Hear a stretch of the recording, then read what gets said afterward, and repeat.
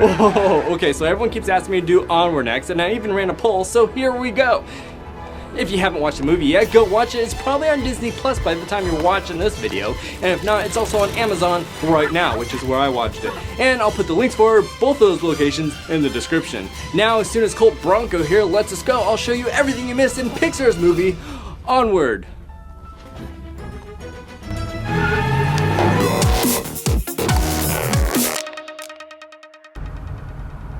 I hid 5 $25 gift cards in this video. Be the first to find them and use them at crazynate.com for your chance to win. Don't be like the toilet paper hoarders though, only one per address / person. Or if you use multiple ones, I'll delete both your orders. I also added DVDs and Blu-rays to the website limited supply if you don't like my shirts. But I like my shirts. We start off the movie with a narrator talking about how the world used to be. If you listen closely, you'll hear what the narrator is saying is the same exact story that Ian's dad wrote to him in a letter for his birthday. Dear Ian and Barley, long ago, the world was full of wonder.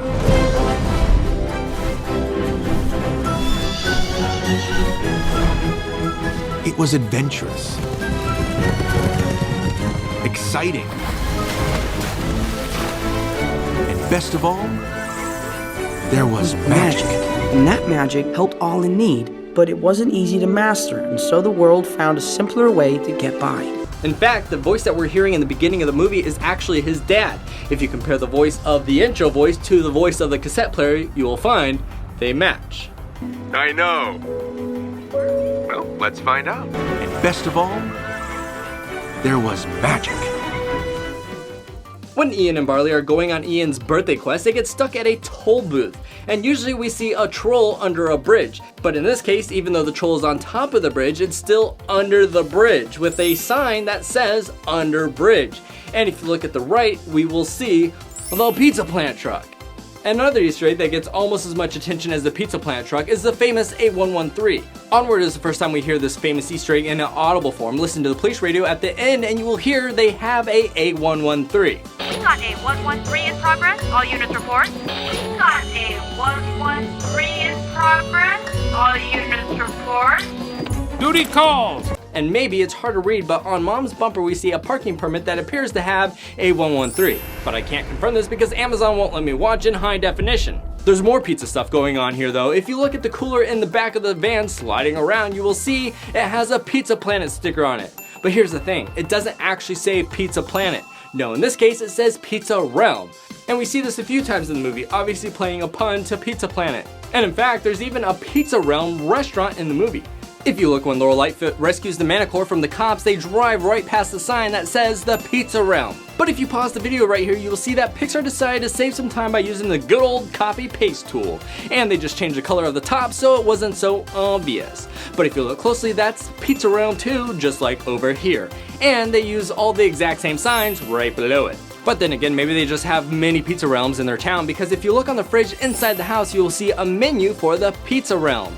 And they even have Pizza Realm fridge magnets. Also, if you watch the chef in the kitchen, not only can they not cook a simple mozzarella stick, The mozzarella sticks are called... but they're also carrying fire extinguishers. So they're probably not the best chefs in the world. We need Chef Ramsay in this case. Cold, move, cold. Yes, no thought. They also give a small shout out to Gandalf in Lord of the Rings. If you look, they have a sign in the van that says, "You shall not pass." You shall not pass! And if you look at the fast food sign, they have a second breakfast. Also, Lord of the Rings. Don't think he knows about second breakfast, Pip. And LOR stands for Lord of the Rings. Here's a creepy Easter egg. The Manticore is voiced by Octavia Spencer, and Octavia Spencer was also the character Sue Ann. Or you may know her better as Ma. Ma? Boy, you are too much. And when we're inside the pawn shop and things aren't going the way the Manticore wants them to go, the first thing she does is inject them with poison. And my oldest son... Son of... You killed her! But don't worry, she doesn't kill her victims. She just paralyzes them for a few moments. It will wear off. Okay, she's only temporarily paralyzed. Hey! Just like in the other movie. Don't worry, nobody dies in this story. They just get really big boo-boos. What did I tell you? I'm not for sure here, but it seems like the stair rail post is a play on the Arendelle flag. If you pause right at the moment we see the birthday party, there's an Easter egg somewhere. I'm gonna give you 10 seconds to see if you can try to find it before I point it out. No? Happy, happy birthday, come join us on our quest to make your birthday party the very, very best. Hey! Okay. Alright, time's up. If you look right in the center at the very top, right on the shield on the wall, we have the Pixar ball. One voice that any Pixar fan has heard of before many times is John Ratzenberger, being a tradition to be the voice of a character in every single Pixar movie in existence. And of course, they didn't stop with Onward. He's the voice of the construction worker here, Fenwick. Yeah, you know, the old days. No. And John was also a construction worker for the movie Up. Hey! Miguel's family from Coco gives a shout out in the movie as well. Pepita.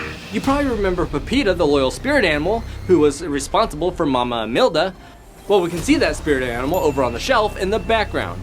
Also, the bird just to the left of it was on the shelf in Granny's antique shop in Toy Story 4.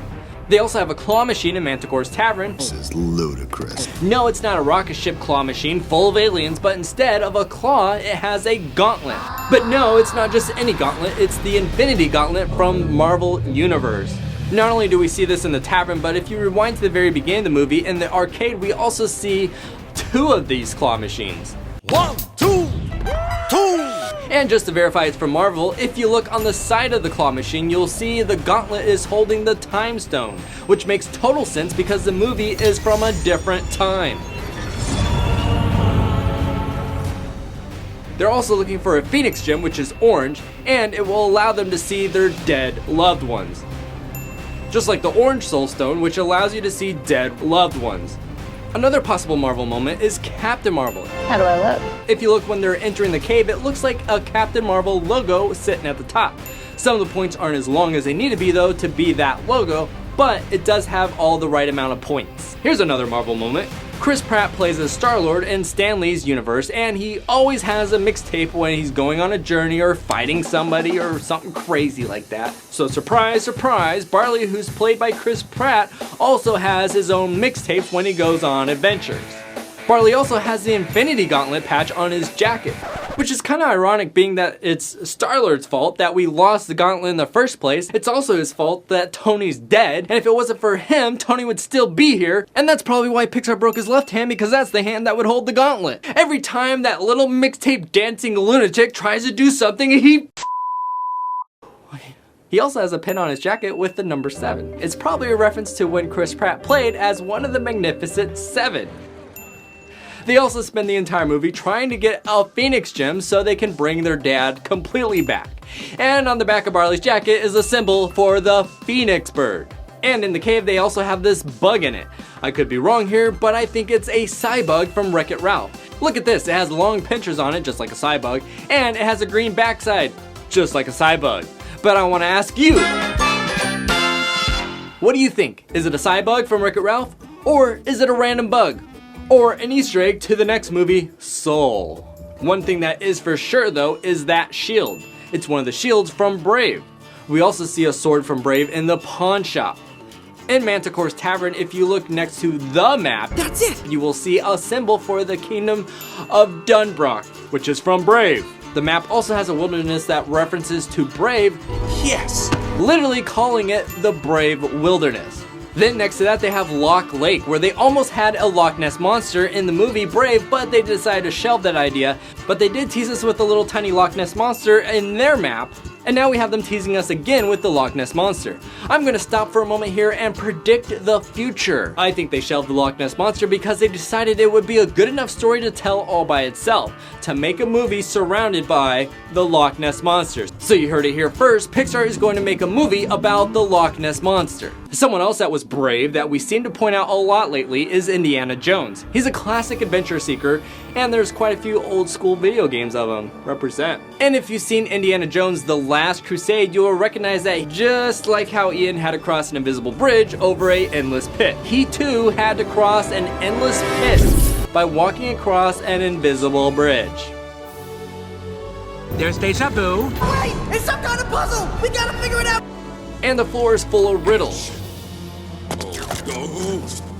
If you step on the wrong spot, you get cut in half. He also had to escape from a door that was slowly closing on him, only to barely make it through, then to have to pull his hat through, only this time we're pulling a pair of pants through.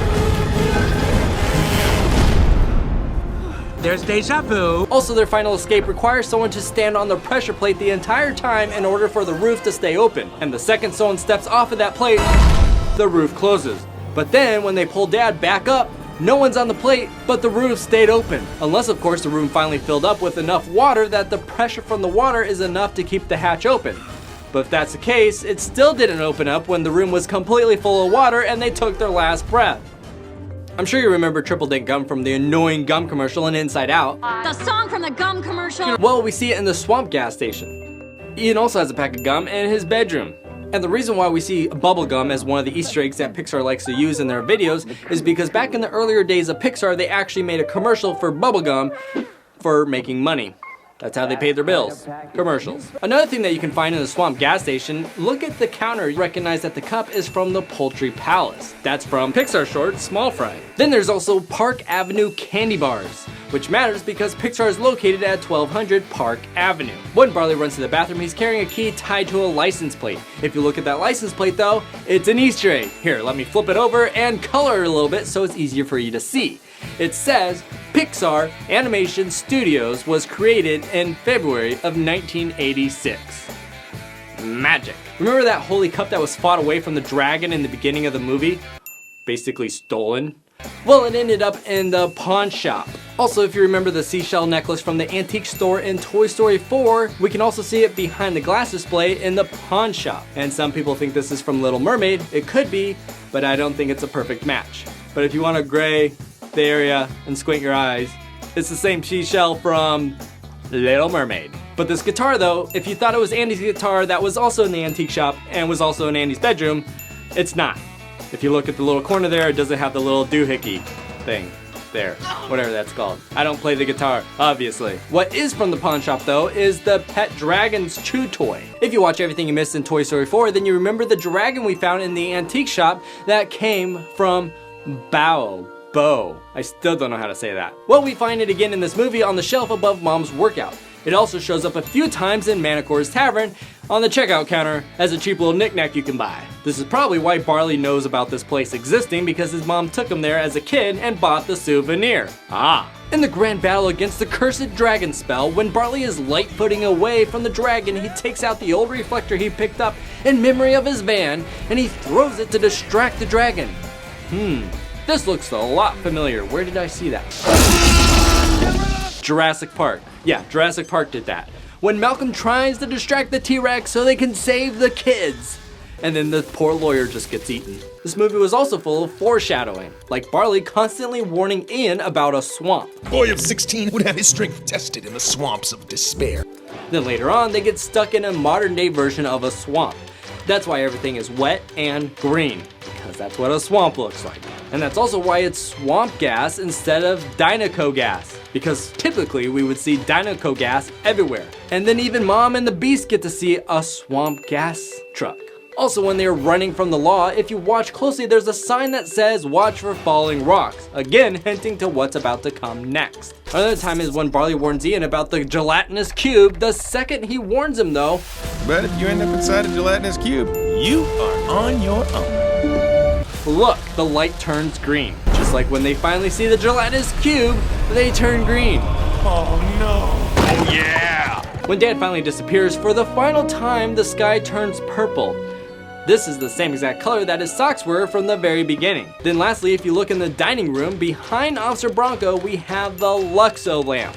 Also, Pixar takes a moment to shout out Mickey's most famous wizard hat. They end their quest, of course, going on a brand new quest, but not driving down the road, but flying down the road, just like Back to the Future.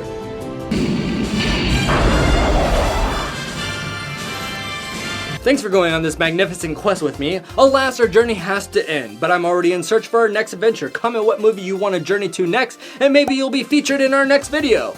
Also, thank you to the members for supporting the show. And if you are a nice person, I invite you to join my Discord. Link in the description. Until next time, remember, most importantly of all, gents and gentlets, share a smile. They are contagious. Hey, share a smile. They're contagious. Can you imagine a day without smiling? Whew, that would be outrageous. Thanks for stopping by and hanging out with Crazy Nate. Make sure to leave a thumbs up if he left you feeling great. Have fun and we'll see you next time. And don't forget to subscribe.